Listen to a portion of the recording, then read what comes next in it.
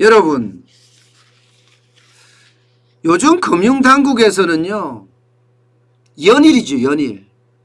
연일 부채에 대한 경고를 던지고 있습니다.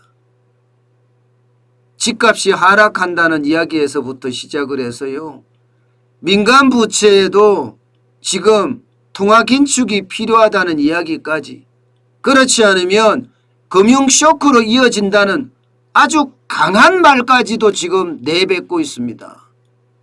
여러분, 통화당국에 그것도 금융위원장이 금융 쇼크 이야기를 꺼낸다는 것은요, 굉장히 이례적인 일이에요. 이런 이야기는 웬만하면 이 통화당국, 금융 지도자가 이런 말을 꺼내지 않습니다. 어느 정도까지는 이야기를 해요. 예를 들어서 이 정도 이야기. 민간의 자체적인 테이퍼링이 필요하다. 민간이라는 것은 기업이나 가게를 말하는 거죠. 가게나 기업의 테이퍼링, 쉽게 말하면 자산 긴축이 돈 덜 빌리란 뜻이에요. 자산 매입을 좀 축소해라. 부동산을 그만 사라. 주식을 그만 사라. 이런 이야기입니다. 테이퍼링을 필요하다. 이런 이야기까지는 할 수 있다니까요. 이 정도는 뭐 자체적인 테이퍼링이 필요하다. 당연히 금융위원장이 할 수 있는 말입니다. 그렇지만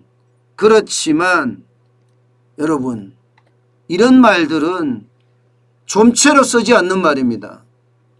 민간 부채는 글로벌 긴축과 맞물려 또 다른 충격을 가져올 수 있다. 이렇게 말입니다. 여러분, 이 말들은요, 은성수 금융위원장이 금융정책평가 심포지움에서 이런 말을 했습니다. 민간 스스로 과잉부채와 위험 추구 행위를 정상화해가는 노력이 필요하다. 다시 말해서 돈 빌리지 말라는 이야기예요. 그러면서 덧붙이기를 지금 민간 부채는 글로벌 긴축과 맞물려 또 다른 충격을 가져올 수 있다. 이 말을 덧붙였습니다. 이 말은 미국이 금리 인상을 하면 외국인들이 우리 주식시장에서 빠져나가고 자산에 충격을 줘서 자칫 우리 금융 시스템까지 위협하는 상황을 배제할 수 없다. 이런 얘기입니다. 쉽게 말하면 금융 충격을 준다는 거예요. 금융 쇼크가 온다는 이야기입니다. 이런 이야기는 여러분 굉장히 강한 이야기입니다.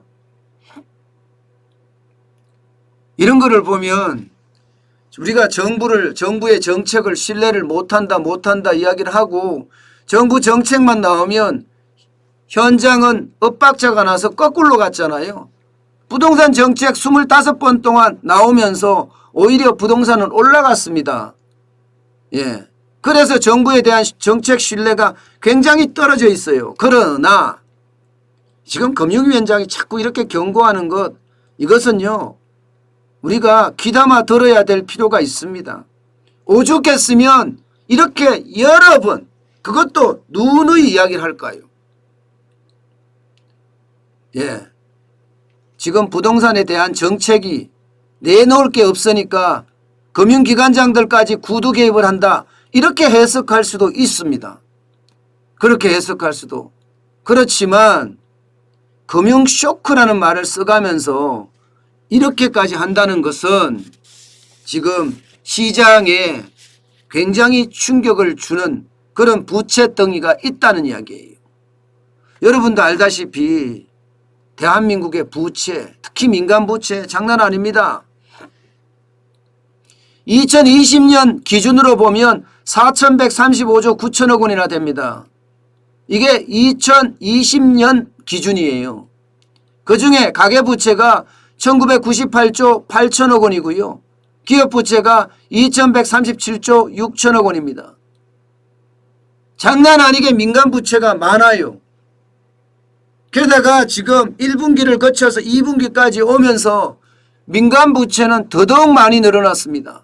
가계부채만 하더라도 적게는 5, 6조에서부터 시작해서 많게는 10조, 11조까지 계속 늘었잖아요. 기업 부채도 마찬가지입니다. 대기업 부채는 늘지 않았지만 중소기업 부채는 많이 늘을 때가 15조까지 늘었습니다. 그러니까 지금 금융당국 입장에서도 발등에 불이 떨어졌다 이렇게 해석할 수 있는 부분이에요. 이렇게 연일 그것도 한두 번이 아니라 여러 번 금융위기가 올 수 있다는 충고를 한다는 것은 어쩌면요 여러분 그 어느 때보다가 금융위기 가능성이 있다는 이야기도 됩니다. 여러분 민간 부채 비율 2021년 1분기까지 오면 216.3%가 돼요. 216.3%. 이게 가계부채하고 기업부채를 총 합한 숫자예요. 그 정도로 민간 부채가 지금 빠르게 는다는 이야기입니다. 그 중에서도 여러분 그중에서도 가계부채에 대한 우려는 순수 가계부채에 대한 우려는 지금 금융위원장이 하는 최대의 위험 요소라고 이야기합니다. 1분기 기준으로 1765조나 됩니다. 가계부채가 늘어나는 속도도 1분기에 9.5%였어요. 9.5%. 이게 결국은 잠재적 요인으로 작용을 해서 금융 안정에 엄청난 훼손을 가할 수 있다 이런 얘기가 돼요. 오죽했으면 지금 금융당국에서 총부채 원리금 상환 비율을 지금 확대하고 있겠습니까? 이제는 내가 버는 돈 중에 40%만 원리금 이자를 갚는 돈이다.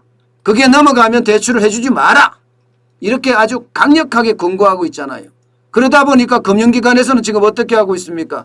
우대금리, 가상금리, 쉽게 말하면 우대금리는 없애고 가상금리는 높이고 금리를 높인다는 뜻이에요. 그러면 많이 높인다는 뜻이에요. 여기다가 대출 한도도 2억에서 1억으로 2억 5천에서 2억으로 대출 한도도 지금 축소하면서 대응하고 있는 겁니다.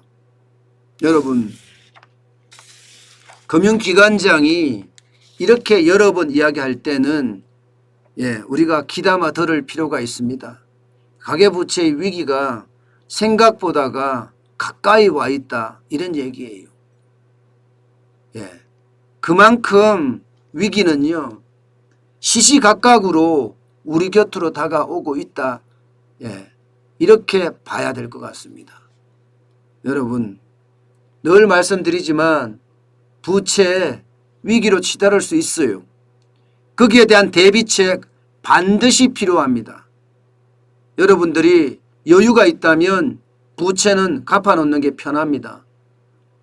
또 돈의 여유가 많다면 자산의 포트폴리오도 다양하게 짤 필요가 있습니다. 금융위기 생각보다가 빨리 올 수도 있다는 것 우리 생각해야 합니다.